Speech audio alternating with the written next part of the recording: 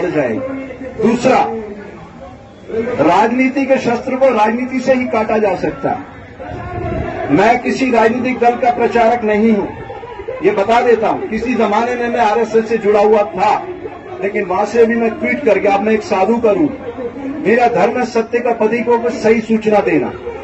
मैं नहीं कहता आप किसी पार्टी को हराओ, किसी को जिताओ, लेकिन अगर आपने जहां से नरेंद्र भाई चुनाव लड़ते हैं, अगर वहां पे उनको पिछले चुनाव में जब उनका सितारा आसमान की बुलंदी छू रहा था, पता आपको कितने वोट मिले? 7 लाख। 7 लाख वोट। अगर 2 लाख वोट आप तोड़ने की क्षमता रखते हैं तो नरेंद्र भाई हार सकता है अपने संसदीय क्षेत्र में।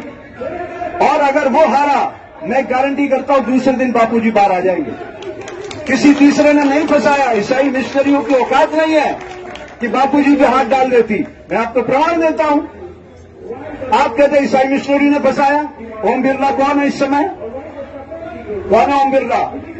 लोकसभा स्पीकर, उसकी घरवाली डॉक्टर अमिता बिरला, जानते हैं आप लोग? नाम सुने ना?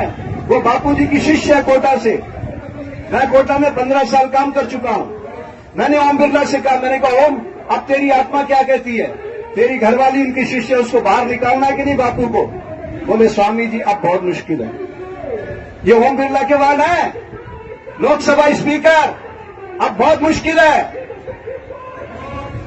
समझ रहे हैं आप बात? वो किसके दम पे ऐसा बोल रहा है बहुत मुश्किल है? कोटा के लोगों से पता है क्या बोलता है वो?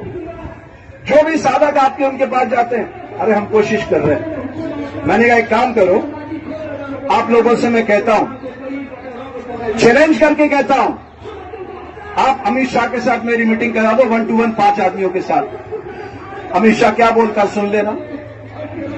बोलेंगे इस विषय पे बात मत करो, हम नहीं सुनना चाहते ना, आपके वोट चाहिए हमें। अब इसके बाद भी अगर आपको कोई पर्दा है आपके दिमाग में, तो मैं आपके इस पर्दे को नहीं खोल सकता। ये तालियां बजाने की बात है, यही तो प्रॉब्लम है।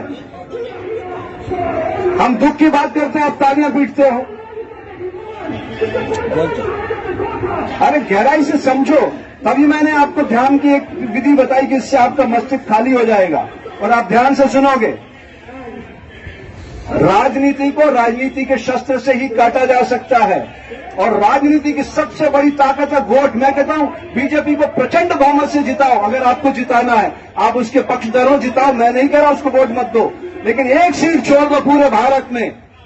नरेंद्र मोदी जहां से चुनाव लड़ता है उसको हराओ। ये लोकतंत्र की ताकत आप दिखाओ उसको।